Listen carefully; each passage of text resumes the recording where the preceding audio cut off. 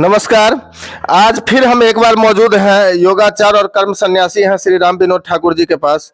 और आज इनसे जो हमारी बातचीत होगी वो भोजन से जुड़ा हुआ ही है। जो मनुष्य को स्वस्थ रहने के लिए शाकाहारी भोजन करना चाहिए या मांसाहारी भोजन करना चाहिए, किस में ज़्यादा स्वस्थ रहेंगे मनुष्य। स्वागत है सर आपका। धन्यवाद। इंसान के जिंदगी में सर मतलब शाकाहार या मांसाहार होना कितना जरूरी होता है, और दोनों में क्या, किस में फायदा किस में नुकसान। देखिए, भोजन जो हम करते हैं वो डायरेक्टली हमारे ब्रेन को इफेक्ट करता है। जो न्यूरोट्रांसमीटर्स है, जिस तरह का हम भोजन करेंगे हमारा मन वैसा हो जाएगा।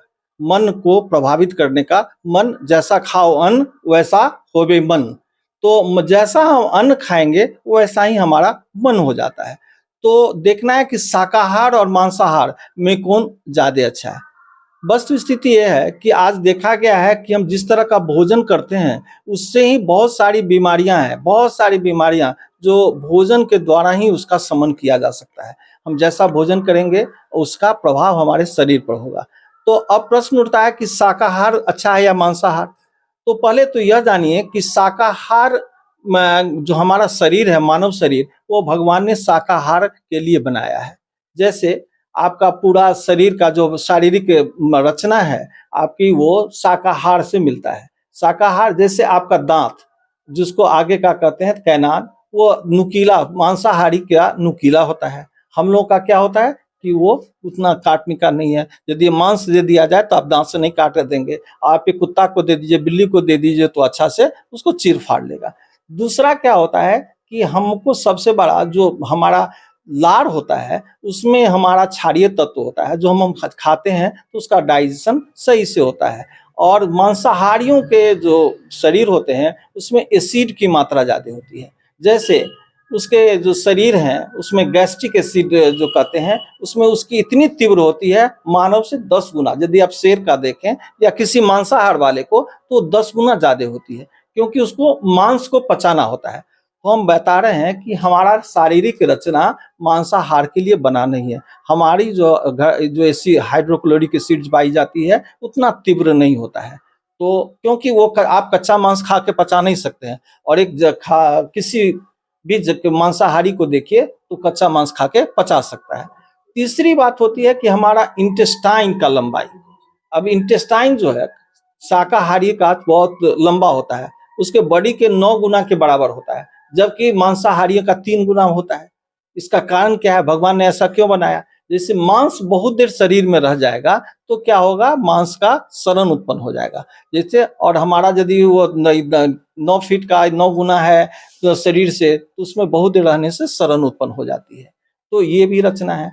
दूसरा उसका देखिएगा पंजा होता है जो शिकार को पकड़ने के लिए बहुत होता है। एक बार देखिएगा एक बिल्ली एक चूहे को किस तरह से पकड़ती है, आप पकड़ लेंगे।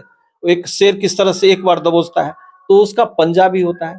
तीसरी बात होती है, सबसे बड़ी बात, कि उसके शरीर में पोर्स कम होते हैं, नहीं के बराबर। हमारे शरीर से पसीना के थोड़ा बहुत सारा निकलता है। चौथा जो सबसे इम्पोर्टेंट बात है कि जो हम मांसाहार करते हैं तो हमारे अभी जो आपने देखा कि ब्लड प्रेशर की बीमारियां बहुत बढ़ रही है, उसमें मांसाहार का बहुत बड़ा रोल होता है। क्योंकि जिस जगह हम जानवर को काटते हैं, बूचर्स हाउस में या कसाई के घर में, एक जानवर खड़ा है दूसरे को काटा जा रहा है, तो उसके शरीर में एक रक्त स्राव होता है एंडोक्राइन ग्लैंड से, जो एड्रेनलिन सेक्रेशन बढ़ जाती है। एड्रेनलिन सेक्रेशन बढ़ने से वो उसके रक्त में चला जाता है। जब हम उसको खाते हैं तो वो भी हमारे बॉडी को इफेक्ट करता है। तो इस कारणों से हमारा शरीर जो है तो वो मांसाहार के लिए उपयुक्त नहीं है। ठीक है। और मांसाहारियों में देखा गया है कि अभी अमेरिका और बहुत सारे डेवलप्ड कंट्री में कि मांसाहारियों में जो पेट का कैंसर है बहुत ज़्यादा पाया जाता है, इंटेस्टाइनल कैंसर बहुत ज़्यादा पाया जाता है। इसलिए मांसाहार के लिए हमारा शरीर उपयुक्त नहीं है। और गीता में भी इस बात को चर्चा की गई है, 17वें अध्याय का 7वां श्लोक, कि जो सात्विक, राशि और तामसिक, जो सात्विक भोजन करते हैं वो ज्यादा स्वस्थ होते हैं, उनकी जिंदगी बड़ी लंबी होती है। ऐसा प्रयोग भी किया गया। जो मांसाहार पर थे उनको शाकाहार पर लाया गया। कुछ दिनों के बाद जो बहुत सारी बीमारियों से उनका शमन हुआ, वो शाकाहार को अपनाने से प्राप्त हुआ।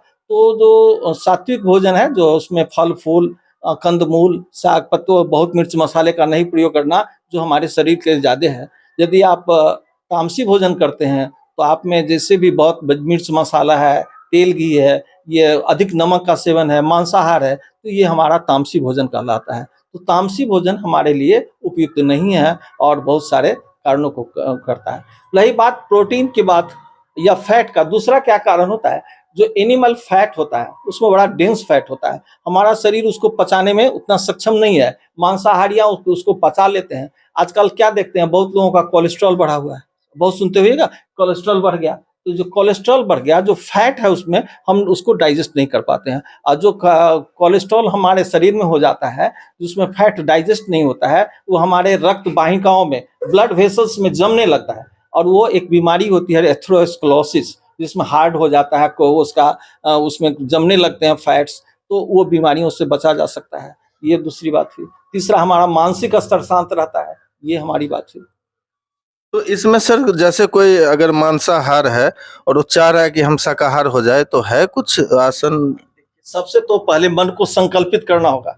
देखिए हमारा मन जो है, ये हर, यदि पानी को आप रख दीजिए एक जगह तो नीचे की ओर जाना जाएगा। ऊपर चढ़ाने के लिए आपको क्या करना पड़ेगा, शक्ति लगानी पड़ेगी। यदि आप पानी को ऊपर लेना, तो मन की गति होती है सदा नीचे जाने की, अधोगति की। यदि मन को सबल बनाइएगा तो ऊपर होगा। इसके लिए आपको संकल्पवान होना पड़ेगा। बहुत बार उसको संकल्पित हो जाएंगे तो ये छूट जाएगा और आप उसके प्रति होंगे। एक छोटी सी मैं बोध कथा दृष्टांत बताऊं। बनारस में एक संत थे, तो उनको नींबू खाने की बहुत आदत थी। तो किन्हीं कारणों से उन्हें नींबू खाने से मना किया गया। तो एक दिन बनारस में नहाने गए, स्नान करने, वहां पीले पीले नींबू देखे, कहा एक दिन खा लेंगे तो क्या होगा। उन्होंने नींबू लिया, घर आए और उस पर नमक डाला, उनकी जीभ से पानी निकलने लगा। फिर जिह्वा और उनके मन में ये द्वंद्व चलने लगा कि एक दिन खा लेंगे तो क्या होगा। फिर उसमें वो रस डाल के जीभ पर डालने ही वाले थे, तब उनके मन में आया कि इतना बड़ा जीभ का हमारा इतना बड़ा शरीर गुलाम है, और उसी समय नींबू को निकाल के फेंक दिए और संकल्पवित हुए। तो कभी कभी आपको संकल्पवान पड़ना पड़ेगा, और जब तक आप संकल्पवान नहीं बनेंगे तो उस चीज से आपकी छुटकारा नहीं पाएगी।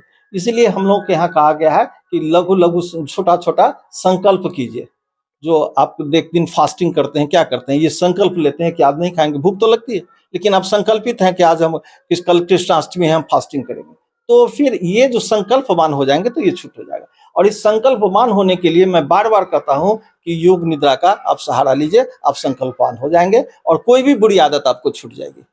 और क्यों बुरी आदत छूट जाएगी, जैसे मैं बताता हूं कि आपको कोई कहा जाए संकल्पमान, क्योंकि उस समय हमारा जो कॉन्शियस और नॉन कॉन्शियस ब्रेन, उस दिन कहे ना कि चेतन और अवचेतन मन में, जैसे आपको कहा जाए कि 4 बजे भोर में उठ के जाना है फलाने जगह योगा करने, तो नहीं जाइएगा। और 4 बजे आपकी कहीं पर मीटिंग है, कहीं पर आपका वो न्यूज चैनल का मीटिंग होने जा रहा है या कोई इमरजेंसी है, तो आप चले जाइएगा, क्योंकि आपका मन संकल्पित है। सोते समय आपने उस डिसीजन लिया कि कल 4 बजे हमारा फलाना जगह इंटरव्यू है, जाना बहुत जरूरी है।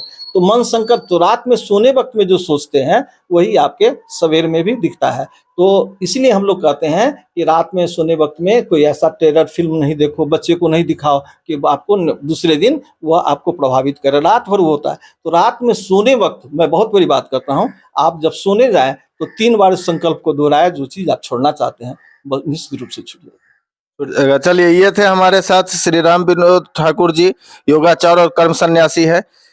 ये जो बताते हैं, इनका वीडियो, आप लोगों के मन में भी कोई सवाल हो तो आप लोग कमेंट बॉक्स में आके पूछ सकते हैं इनसे, कभी भी मैसेज करके जानकारी ले सकते हैं। और इनका वीडियो अगर अच्छा लगे तो आप लोग भी इनका वीडियो शेयर किया कीजिए।